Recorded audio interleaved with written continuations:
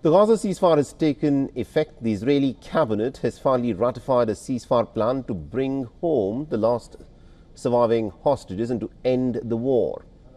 Now, President Donald Trump has claimed that there would be an everlasting peace in Gaza and has also announced that he will be headed to West Asia pretty soon. Most cabinet ministers in Israel voted in favor of the deal, including one minister of the far-right religious Zionism party led by Bezalel Smotrich.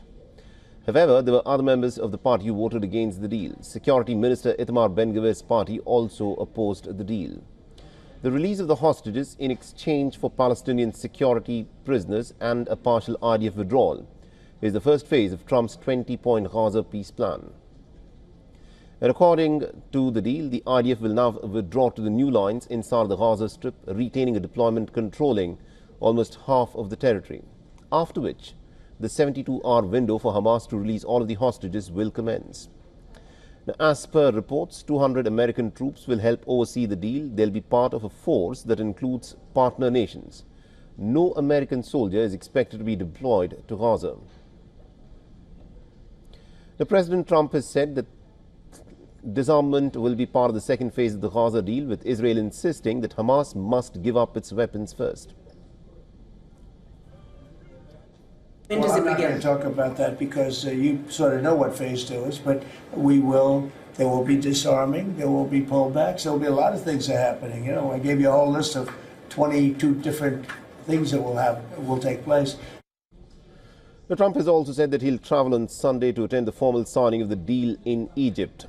The deal was thrashed out in indirect closed-door talks in the Red Sea resort town of Sharm el-Sheikh. He's also expected to visit Israel to celebrate what he calls a day of joy with the release of the hostages on either Monday or Tuesday.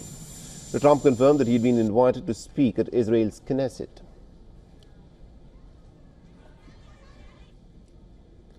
And earlier, the U.S. envoy Steve Witkoff and Trump's son-in-law Jared Kushner had traveled to Israel, where they met with Netanyahu and the Israeli President Isaac Herzog. The pair later participated in the government meeting held to approve the plan.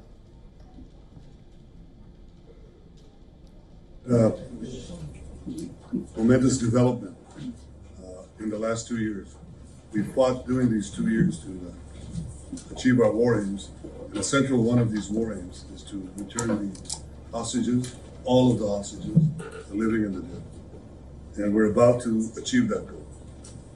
We couldn't have achieved it without the extraordinary help of President Trump and his team, Steve Witkoff and Jared Kushner.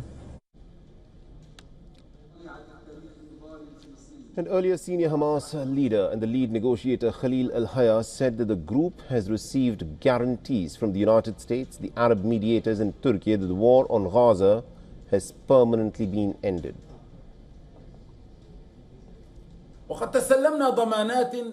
We have received guarantees from the mediators and the U.S. administration, assuring us that the war has ended completely.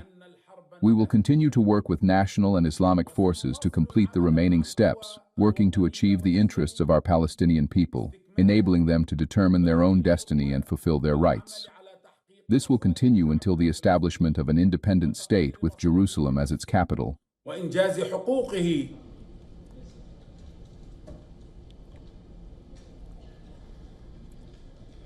However, Hamas has said that it has not agreed to plans to call to disarm and the proposed transitional authority for Gaza led by Donald Trump himself.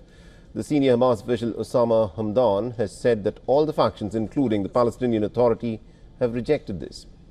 Meanwhile, the United Nations has said that it has a detailed 60-day plan to rush aid into the Gaza Strip. Now, the chief of the United Nations humanitarian chief has said that about 170,000 metric tons of aid is now ready to go into Gaza.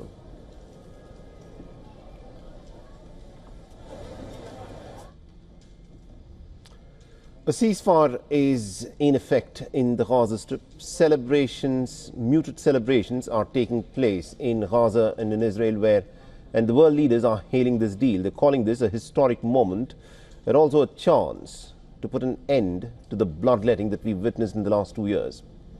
In a rare interview, the Palestinian President Mahmoud Abbas has welcomed the halt in the violence and has stressed for the need for peace, security and stability between the Palestinians and the Israelis. When asked about the American President Donald Trump's 20-point plan to end the war in Gaza, Mahmoud Abbas confirmed that reports were already underway within the Palestinian Authority. The ceasefire deal includes a prisoner swap and the Israeli hostages for Palestinian detainees, and Trump has said that he's expecting the release of the first 20 hostages within days, possibly as early as Monday.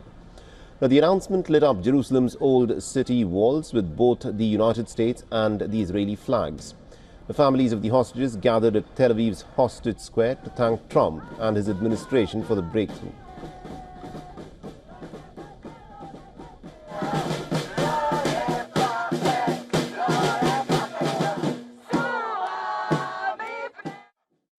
Thank you, President Trump, for making this deal happen.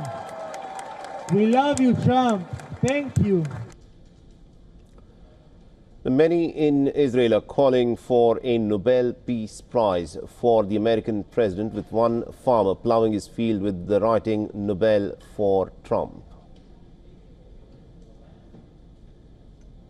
The French President Emmanuel Macron has also hailed the ceasefire as historic, but has stressed the need for the Palestinian ownership of Gaza's future, echoing Trump's plan for statehood.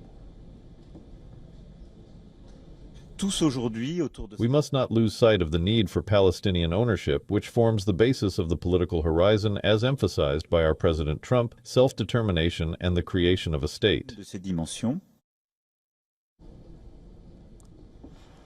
The European Union has also pledged support, offering humanitarian aid and help rebuilding Gaza if the ceasefire were to hold.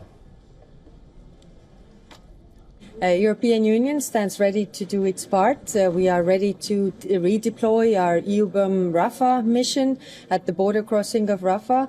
We are also ready to discuss what we can do with the EUPOL COPS mandate to help also the stabilization force when it comes to this place. So ready to discuss what we can contribute to the peace plan so that this peace would also be sustainable on the ground.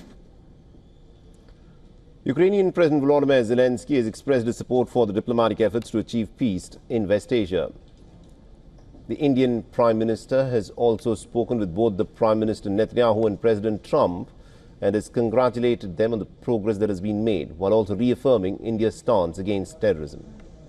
For all the latest news, download the WION app and subscribe to our YouTube channel.